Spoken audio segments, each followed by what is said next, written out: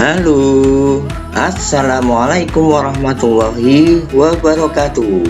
Semangat pagi, salam sejahtera untuk kita semuanya. Semoga di tahun baru dan semester 2 ini kesehatan dan keselamatan selalu mengiringi langkah kita. Amin. Ketemu kembali dengan Pak Awe di Mapel KWU. Oke, tanpa berlama-lama lagi, kita langsung ke inti pertemuan hari ini. Materi kita hari ini adalah perencanaan usaha bidang konversi energi. Materi ini termasuk ke dalam wirausaha rekayasa, yang nantinya kita akan belajar materi konversi energi, dan mudah-mudahan kita dapat melakukan praktik konversi energi secara langsung. Baik, untuk materi pertama kita masuk ke energi. Apa toh energi itu? Energi adalah suatu kemampuan untuk melakukan kerja. Kemudian energi ini dapat dikonversikan atau dapat berubah bentuk dari satu bentuk energi ke bentuk energi yang lain. Energi juga dapat dipindahkan dari satu sistem ke sistem yang lain melalui gaya yang mengakibatkan pergeseran posisi benda atau disebut kinetis. Sumber energi yang dimanfaatkan oleh manusia dalam kehidupan sehari-hari dibagi menjadi dua. Yang pertama, energi terbarukan. Yang kedua, energi tidak terbarukan. Energi terbarukan adalah sumber energi yang dapat diperbarui. Contohnya, biomasa, biogas, pembangkit listrik tenaga angin, pembangkit listrik tenaga panas bumi, dan pembangkit listrik tenaga air. Energi tidak terbarukan adalah sumber energi yang habis pakai atau tidak dapat diciptakan kembali. Contohnya, minyak bumi, gas, aneka tambang seperti batu bara, emas, dan lain-lain. Kalau kita lihat dari pengertian energi yang bisa berubah bentuk atau konversi, maka muncullah kata konversi energi. Nah, mari kita lihat beberapa contoh untuk konversi energi. Yang pertama, konversi kincir angin menjadi listrik.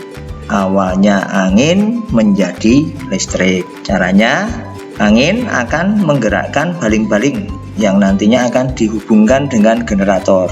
Dan ketika generatornya berputar, dia akan menyimpan energi listrik di dalam tempat penyimpanan listrik. Nah, nanti listrik ini akan disalurkan untuk memenuhi semua kebutuhan. Biasanya kincir angin ini pada posisi bagian belakangnya ada bagian ekor yang akan digunakan untuk mempengaruhi posisi kincir sesuai dengan arah mata angin. Yang kedua adalah konversi energi panel surya yang akan mengubah sinar matahari menjadi listrik. Panel surya itu biasanya dipasang di atas rumah atau tempat terbuka sehingga mendapat sinar matahari secara langsung. Nah, panel ini juga akan mengubah sinar matahari menjadi listrik. Dari sinar matahari akan ditangkap sel-sel sinar surya, lalu disimpan di tempat penyimpanan listrik yang nantinya akan disalurkan atau akan digunakan untuk memenuhi kebutuhan listrik. Yang ketiga adalah konversi energi kincir air, di mana arus air akan diubah menjadi listrik. Konversi kincir air menjadi listrik sering kita lihat di PLTA. Kincir air yang digerakkan arus air sehingga nanti kincirnya berputar menggerakkan generator yang akan menghasilkan arus listrik. Nah, arus listrik ini kemudian disimpan dalam alat penyimpanan listrik. Dari sana kemudian listrik akan disalurkan atau didistribusikan untuk memenuhi kebutuhan listrik.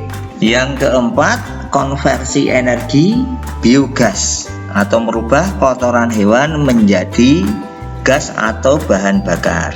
Biogas ini bahan dasarnya adalah kotoran hewan atau manusia. Kotoran ini kemudian ditampung dalam sebuah bak penampungan yang nanti akan menghasilkan sebuah gas metana. Dan gas metana itu akan ditampung dalam wadah khusus dan nantinya ini akan bisa digunakan sebagai bahan bakar. Jadi bila gas LPG yang biasa kita pakai habis, bisa menggunakan gas metana ini sebagai gantinya. Yang kelima adalah konversi energi biomas atau mengkonversi bahan organik menjadi listrik. Biomas ini dihasilkan dari sampah-sampah organik seperti tumbuhan atau pakan hewan yang nantinya dia akan dibakar sehingga akan menghasilkan listrik dari tenaga uap atau MES. Yang terakhir adalah konversi energi panas bumi menjadi listrik. Energi panas bumi yang berasal dari inti bumi nantinya akan dimanfaatkan sebagai sumber energi pembangkit listrik atau yang lebih kita kenal sebagai PLTP. Seperti kita ketahui bahwa pembangkit ini di Indonesia berada di daerah Kamojang dan Darajat. Panas bumi ini nantinya akan menghasilkan listrik dan kemudian disalurkan.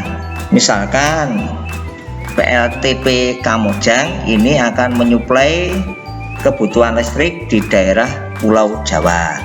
Demikian video pembelajaran kali ini. Tugas hari ini adalah carilah 3 produk peralatan bidang konversi energi yang ada di sekitarmu. Contohnya misalkan kompor gas menggunakan kotoran hewan sebagai bahan utama sebagai bahan pengganti LPG. Buatlah 3 contoh yang lain. Terima kasih sudah mengikuti kegiatan pembelajaran hari ini.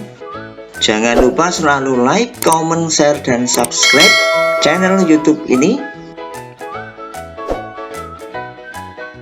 Bapak akhiri, wassalamualaikum warahmatullahi wabarakatuh.